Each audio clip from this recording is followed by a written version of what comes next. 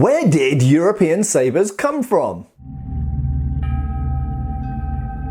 Hey folks, Matt Easton here, Schola Gladiatoria. Now this is a short video. I promise you I will be as concise as possible.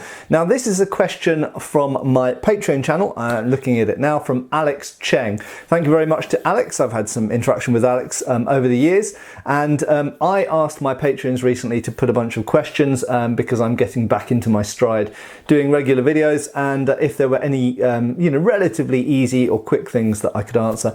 And this was his question. So Alex Cheng says, is the European saber possibly a result of a convergence of multiple families of sword, such as Turkic/steppe sabers, falchions, messers, backswords, etc.? The answer is yes, absolutely, Alex. So I think I've spoken about this in previous videos, but to be as concise as possible, yes, absolutely. So when we're talking about sabers, we're talking about things like that behind me over there. They are absolutely the result of numerous interactions that come from, we could say, European single-edged swords, which are a whole family which include the Langmesser, the falchion, forms of hanger. Okay, hangers are very, very important, and I have always said that I think actually the hanger is possibly the biggest original source for certainly the Western European saber.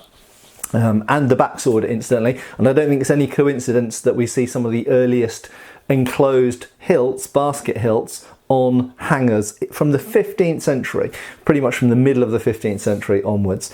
And of course, by the early 1500s, about 1530, we've got full basket hilts. So absolutely that, in one direction, led into the backsword, which was very popular in Britain, also in certain parts of Germany and elsewhere as well.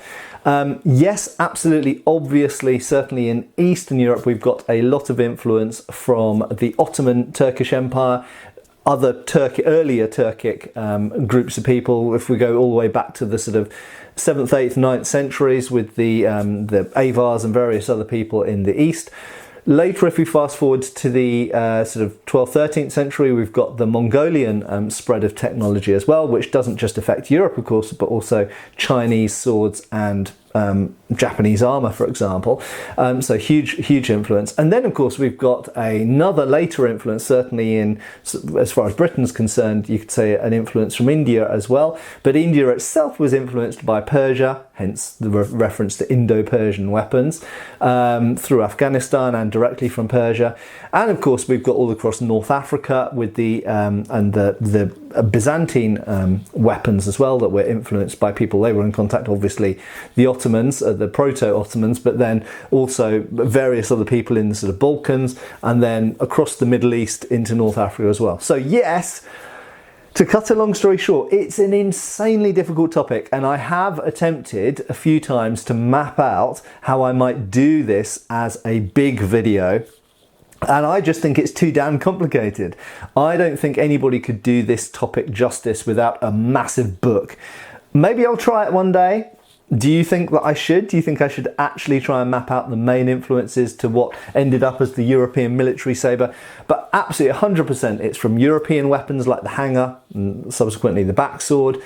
Also, falchions and langmessers and dussak, things like this, very important weapons. But also it's from weapons from the Middle East, also it's weapons from Asia.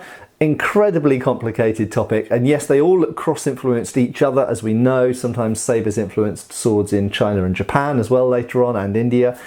So yes, a huge amount of cross-pollination, and it's a great example of how world trade and conquest and colonialism and everything else can create an incredibly complex system of cross-pollination of ideas that can result in an object, and trying to think in any terms of a straight line evolution of object is completely wrong, because it's got a huge amount of influence from all over the world.